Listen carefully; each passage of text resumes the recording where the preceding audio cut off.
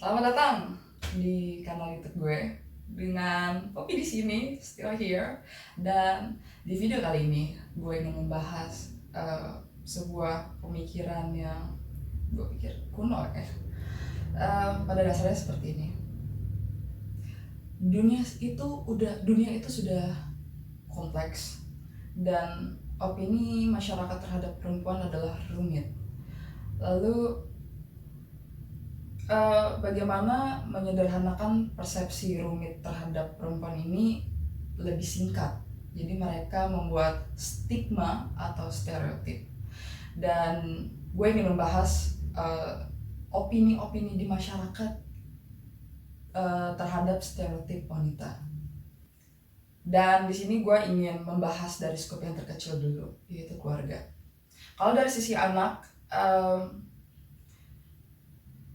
perlakuan anak perempuan dan laki-laki itu berbeda. Ya, karena laki-laki itu mereka dididik untuk menjadi kuat, untuk menjadi penakluk, dan sementara perempuan itu dididik untuk lebih tahu rumah dan dengan lemah lembutnya. Jadi mereka tuh banyak dilarang untuk bermain di luar sana gitu. Karena apa? Ya, perempuan dengan esensialnya mereka harus menjaga dirinya sendiri. Kayak misalnya kalau anak perempuan main di luar, takut luka, nanti kamu terluka sakit gitu. Gue pikir seharusnya anak perempuan mempunyai porsi yang sama sih dengan anak laki-laki. Karena apa? Agar mereka jauh bisa lebih explore terhadap dunianya. Jadi no boundaries. Dan menurut gue ya, anak perempuan sama anak laki-laki hidup di satu dunia yang sama, jadi kenapa harus dibeda-bedain? Lalu yang kedua adalah dalam musyawarah keluarga, suara laki-laki jauh lebih dipertimbangkan dan didengar dibanding perempuan. Gue nggak tahu kenapa ini bisa ada terjadi gitu di keluarga ya. Mungkin karena dari kecil anak laki-laki itu dididik sebagai pemimpin, jadi mereka di push untuk bersikap objektif terhadap masalah dan harus lebih ya itu sih. Dan seharusnya perempuan juga sama sih. Gue nggak tahu apa yang membedakan perempuan gitu terhadap laki-laki. Gue pikir mereka sama-sama punya pemikiran walaupun caranya berbeda-beda, dan suara perempuan juga nggak ada salahnya untuk diperhitungkan. Lalu itu dari sisi anak. Kalau misalnya dari sisi istri gitu, gue melihat ada kerumpangan dalam pembagian tugas rumah tangga. Semisal perempuan, ya udah tugas lu di rumah nyuci, berberes, masak dan lain-lain. Dan sementara tugas laki-laki sebagai penanggung jawab mencari nafkah di luar sana, ya udah. Dan ketika mereka pulang di rumah, mereka taunya semua udah beres. Padahal tugas rumah tangga itu genderless, tidak seharusnya dikaitkan oleh gender tertentu. Dan gue pikir ya mereka hidup berdua, kalau udah punya anak ya udah itu keluarganya mereka, dan segala keperluan atau kebutuhan rumah tangga ya seharusnya menjadi tanggung jawab bersama, bukan di gender yang ini lo, ini seharusnya istri, itu seharusnya suami. Old fashion. Dan apalagi kalau misalnya perempuan sudah punya anak gitu dan mereka berkarir sebagai ya apa aja, stereotype working mom itu masyarakat mungkin melihatnya sebagai hal yang egois. Lu udah punya anak, lu udah punya suami, kayak lu kurang bersyukur banget sih. Udahlah, jalanin aja hidup lu sebagai perempuan. Padahal menurut gue mau perempuan atau laki-laki, mereka mempunyai hak yang sama dalam hidupnya. Dan mungkin perempuan yang sudah berumah tangga punya passion di bidangnya, di karirnya, dan gue pikir itu nggak ada salahnya sih. Oke, tadi dari skup keluarga, dan gue pengen ngebahas soal di skup lingkungan, masih di seputaran keluarga. Dan yang jelas gue lihat sendiri adalah mainan anak yang bergender. Semisal anak perempuan nggak boleh main mobil-mobilan, karena mobil-mobilan identik dengan anak laki-laki. Terus anak laki-laki juga dilarang bermain masak-masakan, karena stereotipnya ya masak-masakan itu buat perempuan. Padahal menurut gue ya main-main aja, nggak ada yang namanya ini adalah mainan anak laki-laki, ini adalah mainan anak perempuan. Kalau misalnya anak laki-laki dilarang main masak-masakan, pada hari ini kita melihat banyak koki-koki laki-laki. Jadi menurut gue ya sekali lagi old fashion banget pemikirannya kayak begitu sih, ngegenderin permainan dalam mereka itu benda. Yang kedua adalah tahap kembang pergaulan anak by gender. Gue sebagai anak perempuan pasti selalu dikelompokkan bermain dengan anak perempuan juga, karena orang tua gue berpikirannya sesama perempuan pasti akan saling mengerti, dan mainnya tuh nggak yang penuh dengan resiko, jadi ya kayak aman aja gitu, dibanding dengan anak laki-laki yang mainnya tuh keras, aktif, dan mereka suka ya penuh dengan tantangan, dan itu adalah hal yang sangat sangat rumpang dengan anak perempuan. Dan ketika mereka tumbuh, anak perempuan yang bermain sama anak laki-laki akan dibilang genit.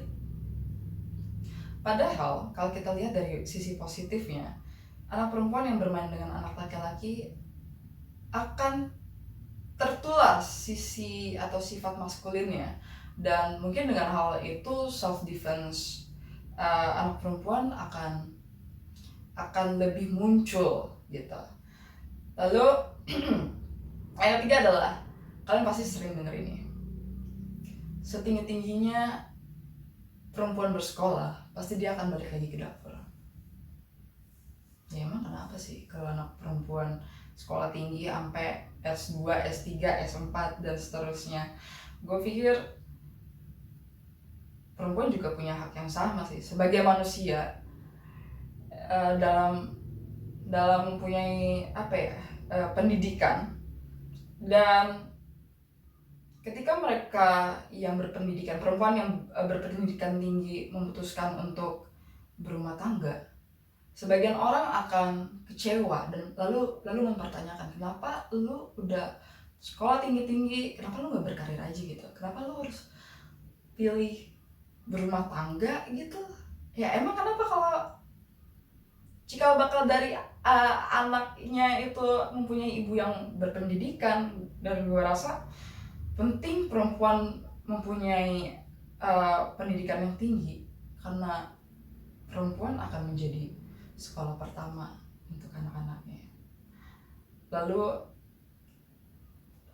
dalam sisi lain, masyarakat melihat perempuan yang berpendidikan dan memiliki rumah tangga pada hari itu doang. Mereka nggak akan tahu kan selanjutnya si perempuan itu punya hal-hal yang amazing seperti apa.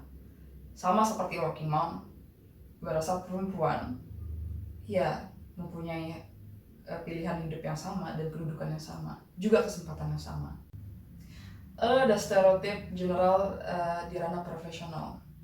Misal dalam perekrutan gitu, laki-laki akan dilihat by their skill, dan perempuan by their skill plus the look. Gue nggak tahu kenapa hal ini banyak terjadi. Gue mungkin untuk saat ini gue bisa menyimpulkan itu adalah bentuk arogansi dari si recruiter dalam menyortir calon karyawannya, apalagi perempuan dengan esensialnya dan mereka kan juga punya CV, harusnya lo ya objektif aja mereka bisa skill apa, dan kalau oke, why not. Lalu selanjutnya adalah di jenjang jabatan. Biasanya perusahaan akan merekrut laki-laki untuk mengisi level manager atau yang lebih di atasnya, sementara perempuan akan mengisi bagian-bagian bawahnya gitu, bagian-bagian bawahnya. Why? Emang perempuan tuh dianggap nggak bisa mimpin tuh kenapa? Gue kira sesuatu yang praktisi bisa dipelajari sehingga perempuan juga sampai perempuan bisa dianggap mampu dalam mengemban posisi tersebut. Well said. Gue tadi udah nerangin stereotip perempuan di ranah profesional, dan sekarang gue ingin membahas masih stereotip perempuan tapi yang bersinggungan dengan sikap dan sifat. Contoh perempuan labil. Ketika dihadapkan pilihan, perempuan akan sangat susah ketika pilihan itu adalah yang kedua-duanya atau ketiga-tiganya atau lebih dari itu adalah hal yang mereka sukain. Contoh, gue suka warna hitam dan gue juga suka sama warna nude gitu, sama warna krem. Kayak I don't know, kayak dua-duanya bagus gitu, tapi gue harus pilih salah satu. Dan ya untuk hal itu gue butuh proses sih untuk menentukan kira-kira mana yang mau gue pilih. Dan itu adalah contoh kebanyakan perempuan. Tapi di luar sana juga banyak kok perempuan yang straight, apalagi kalau ranahnya itu sudah profesional, dan gue rasa mereka akan sangat berhati-hati dalam menentukan pilihan. Yang kedua adalah sentimental atau sensitif. Ya, perempuan tuh makhluk esensial dan penuh dengan perasaan dalam bertindak, dalam bertutur, dalam menentukan sesuatu lah intinya, dalam merasakan. Itulah kenapa perempuan dibilang gampang baperan. Ya emang udah dari sononya dikasihnya begitu. Ya nggak usah dipertanyakan lagi lah ya. Lalu ada pemikiran wanita sebagai makhluk lemah. Padahal banyak kok perempuan yang bisa angkat galon, dan sesuatu yang fisik itu menurut gue bisa dilatih seiring dengan kebiasaan, dan jadilah wanita perkasa. Dan apakah wanita perkasa itu selalu yang strong gitu? No, mereka juga punya sisinya lemah lembut. Jadi tolong jangan digaris bawahin lemahnya aja. Lalu yang bersinggungan selanjutnya adalah kata berani. Gue melihat di sini kata berani akan punya konotasi yang berbeda kalau kita tempatkan kata berani ini, kalau kita bandingkan kata berani ini dengan laki-laki. Lelaki berani. Yang tergambar dari lelaki berani adalah, oh, lelaki dengan kejantanannya, mereka mampu menaklukkan. Sementara perempuan yang berani pasti akan digambarkan dengan menunjukkan esensialnya. Oh, dia pakai baju yang very terbuka, sangat terbuka, atau sangat minim pakaian. Dan menurut gue, kenapa ya kata penempatan kata berani itu akan berbeda di gender laki-laki dan perempuan? Seharusnya kata berani terhadap perempuan itu bisa dilihat dari sisi yang lebih luas. Semisal perempuan yang berani speak up, perempuan yang berani memperjuangkan haknya, atau perempuan yang berani berjalan sendiri karena ketidakmampuan laki-laki atas keluarganya. Gue pikir itu lebih dari berani sih. Dan sebagai penutup, zaman udah berubah. Begitu pula dengan stereotip perempuan. Jadi kalau lu menilai seorang perempuan dengan stereotip yang sudah ada sebelumnya, menurut gue itu terlalu kuno. Dan lelaki, perempuan, please lebih buka intelektual lo, karena wanita itu luas. Sebagaimana dengan dunia saat ini, dan ya berani melihat kebenaran.